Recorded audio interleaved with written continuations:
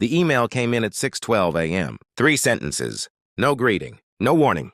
By the time I finished reading it, my job was gone, my reputation was shattered, and the man who did it was already telling my coworkers a story where I was the villain. I didn't argue. I didn't defend myself. I just sat there staring at my phone and decided something very simple. I was going to let him believe he'd won. If you've ever been betrayed by someone who smiled to your face and sharpened a knife behind your back, you'll understand this story. Before it gets uncomfortable, make sure you're subscribed, because some lessons only make sense after you see how far revenge can really go. I used to believe hard work spoke for itself, that if you showed up early, stayed late, and kept your head down, things would work out. That belief died in a gray office building on the 7th floor, under fluorescent lights that hummed like they were laughing at me. I was 26 when I joined the company. Mid-sized firm. Family culture. That phrase should have been the first warning sign. But I was young and desperate to prove myself. I needed stability. I needed a win. And when Mark shook my hand during the interview and said, "We take care of our own here," I believed him. Mark was my direct manager. Late 30s, polished, always. Smelled faintly of expensive cologne and black coffee. He had that calm, controlled voice that made people trust him without realizing why. He'd lean back in his chair during meetings, fingers steepled, nodding slowly while others talked, like a judge listening to testimony. From day one, I became useful to him. Not talented, not promising, useful. I fixed problems no one else wanted to touch, took weekend calls, covered mistakes that weren't mine. When deadlines were impossible, I made them possible. And every time Mark would smile and say, "I appreciate you," in that empty way people do when appreciation costs them nothing. The first year, I didn't notice the pattern. The second year, I started to feel it. My ideas stopped being my ideas once they left my mouth. I'd suggest something in a meeting. Silence. Then 10 minutes later, Mark would repeat it, slightly rephrased, and suddenly everyone loved it. Great thinking, Mark. I told myself it didn't matter. Titles didn't matter. Credit didn't matter. Results did. Then came the project that changed everything. It was a high-visibility rollout. Executive eyes on it. Career-defining. Mark put me in charge of the groundwork. Research, planning, risk analysis, and promised, "If this lands, it's your promotion." I worked like my life depended on it, because in a way it did. I stopped sleeping properly. Ate vending machine dinners. Missed birthdays. My phone buzzed constantly, even at night, and I answered every time. My body started giving up before my mind did. Headaches, shaking hands, that hollow feeling behind the ribs that never quite went away. The night before the final presentation, Mark called me. "I need the deck," he said. "No greeting, no thanks."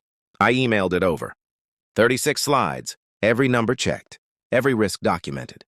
I remember sitting on my bed afterward, laptop still open, feeling something close to pride. The next morning, I wasn't invited to the presentation. Mark said it was executive only. I watched through the glass walls as he stood at the front of the room, clicking through my slides, telling my story. When it ended, applause. By the afternoon, his calendar was full of congratulations. By the end of the week, he got a bonus. I got silence. 2 weeks later, HR called me in. They said there were concerns about my performance. Concerns I'd never heard before. Mistakes I didn't recognize. Complaints with no names attached. I walked out of that room with my stomach in knots, the first real fear settling in. And then, on a Tuesday morning, the email came. Effective immediately. No meeting. No discussion. Just erased. By lunchtime, my access was gone. By evening, I found out Mark had already told people. I'd been unreliable and difficult. He was careful. He never lied outright. He just arranged the truth so it cut me instead of him. That night, I lay in bed staring at the ceiling, listening to my heart thud too loudly in my ears. Anger came later. First came disbelief, then shame, then the slow, crushing realization that he hadn't just taken my job. He'd taken my future, and he thought I was finished. At that point, I still believed losing the job was the worst thing he could do to me. I had no idea how much further he planned to go. The first week after I was fired didn't feel real. It felt like I was watching someone else's life collapse through frosted glass. I woke up at the same time every morning out of habit. My phone was silent. No emails, no messages, No Mark asking for one quick thing. The quiet was unbearable. It pressed against my ears until I turned on the TV just to hear another human voice. I started applying for jobs on day 3, carefully at first. Confident resumes, polite cover letters. I told myself I'd land on my feet quickly. I always had before. Then the rejections started. Some were automated. Others were worse, enthusiastic. Interest that suddenly evaporated after reference. Checks. One recruiter actually slipped and said, "Your previous manager had reservations." Reservations. That word followed me everywhere. I replayed conversations in my head at night, trying to locate the moment I'd misstepped. The moment I'd missed the warning. My chest would tighten so hard I had to sit up just to breathe. I stopped sleeping more than 2 hours at a stretch. My body stayed in a permanent state of alert, like it was waiting for another blow. 2 months in, my savings were bleeding out. Rent loomed, pride dissolved. I took freelance work below my skill level just to stay afloat. Every invoice felt like a reminder of what I'd lost. And then I ran into him. I was grabbing coffee at a place near my old office. Muscle memory. I hadn't shaken yet. Mark walked in behind me, laughing into his phone. Same suit, same confident stride. He didn't see me at first. When he did, his smile froze for half a second. "Hey," he said, too casually. "Didn't expect to see you." I wanted to scream. Instead, I nodded. "How have you been?" he asked, already knowing the answer. I lied. "Good, busy." He smiled wider, relieved. "Glad to hear it. You know how these things go. Sometimes it just doesn't work out." That was the moment I understood something crucial. He didn't feel guilty. He didn't feel threatened. He felt comfortable. And that terrified me more than the firing ever had. A week later, a former coworker messaged me privately. We'd never been close. That alone made my stomach drop. "Hey," she wrote. "I don't know if I should say this, but Mark's been telling people you messed up the rollout documentation, like badly. He's using it as an example now." My hands started shaking. That project, the one that got him promoted, was now being rewritten as my failure. He wasn't just protecting himself. He was burying me. I tried defending myself, carefully, quietly. I sent emails to HR asking for clarification, asked for written feedback, requested copies of performance reviews that had always been positive. They stalled. They deflected. They stopped replying. That's when the hopelessness set in. I remember sitting on the floor of my apartment one night, back against the couch, laptop open but untouched. My reflection in the dark screen looked older, smaller, like I'd been hollowed out. I thought about letting it go, starting over somewhere else, swallowing the injustice and moving on. But every time I imagined that, I saw Mark smile. I saw how easy it had been for him, how cleanly he'd erased me, and something ugly started to form beneath the fear. Anger, not the explosive kind. The quiet kind that sharpens instead of burns. The kind that asks questions, like how did he do it? And more importantly, who else did he do it to? That was the night I stopped trying to survive and started paying attention. I still didn't know how to fight back. But I'd finally stopped running. And once you stop running, you start noticing things. Once you stop begging for fairness, you start seeing patterns. I replayed the past 3 years like surveillance footage, slowing it down, zooming in. Not on my mistakes, on Mark's habits. He delegated anything risky. He hoarded anything visible. He kept everything verbal unless it benefited him on paper. That wasn't confidence. That was insulation. I started reaching out quietly. Not accusations, just curiosity. "Hey, random question. Do you still have copies of the old project drafts? Do you remember who flagged that compliance issue back then? Did Mark ever ask you to send things off record?"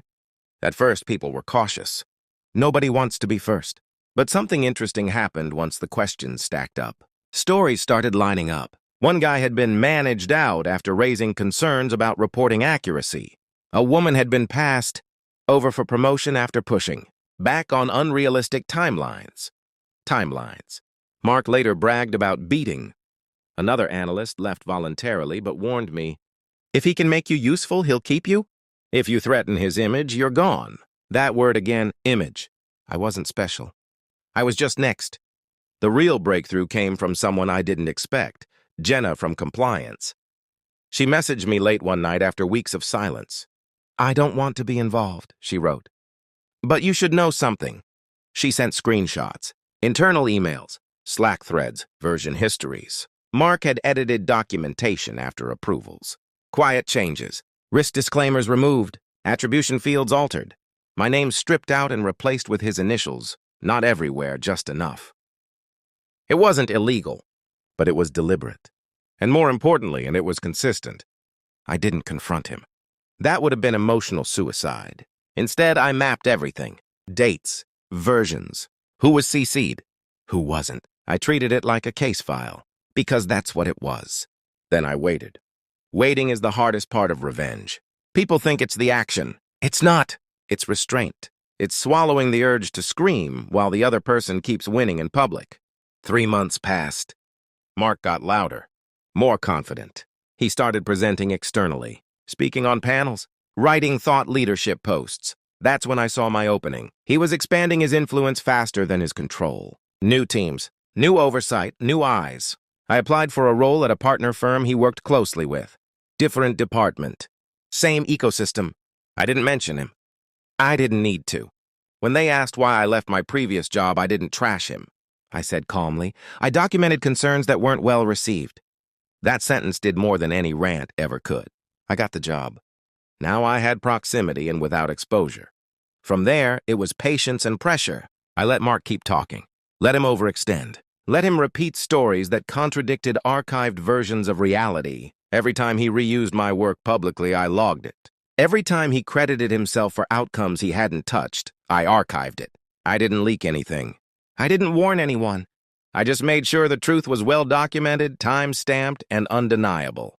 The final piece came when an audit was announced. Routine, scheduled, boring. Mark panicked anyway. That told me everything. He thought the audit was the danger. He had no idea it was just the stage. Audits don't explode. They suffocate. Slow questions, polite emails, calm requests for documentation that no one's looked at in years. That's how they get you. Not with accusations, but with silence that demands answers. Mark didn't handle silence well. I watched from a distance as he overprepared, overshared, and contradicted himself in meetings I wasn't even part of.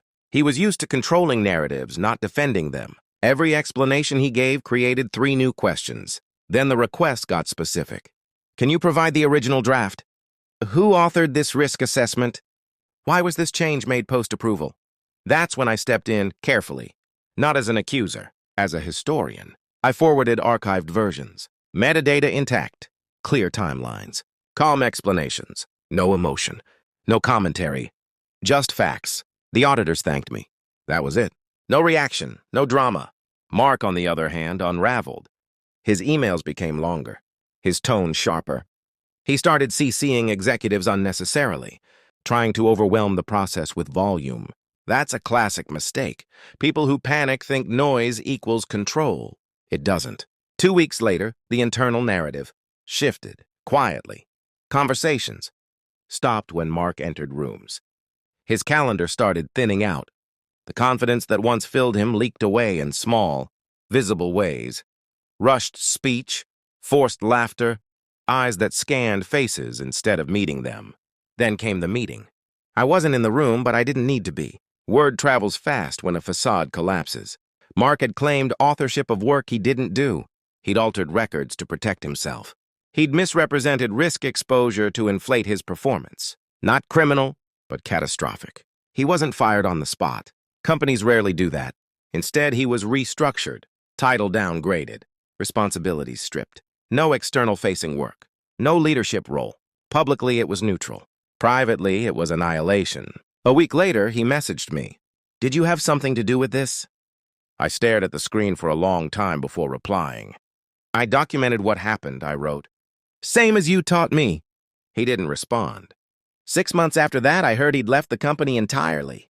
No announcement. No send-off. Just gone. The thought leadership posts stopped. The panels dried up. His name faded from conversations like it had never mattered at all. As for me, I slept again. Really slept. Not because I'd won, but because the weight was gone. Revenge didn't feel like triumph. It felt like balance, like something crooked had finally been straightened. Sometimes people ask if I regret not confronting him directly, if I wish I'd yelled or exposed him publicly. I don't. Because the most effective revenge doesn't announce itself. It lets the truth do the damage. Losing that job nearly broke me. But it also showed me something I'll never forget. Silence can be strategy. Patience can be power. And integrity, when documented, outlives manipulation. You don't need to destroy someone to reclaim yourself. You just need to stop letting them rewrite reality. If this story hit close to home, you're not alone, and you're not powerless. Share your thoughts below, and if you believe quiet justice is still justice, stay subscribed. Some victories don't make noise, but they last.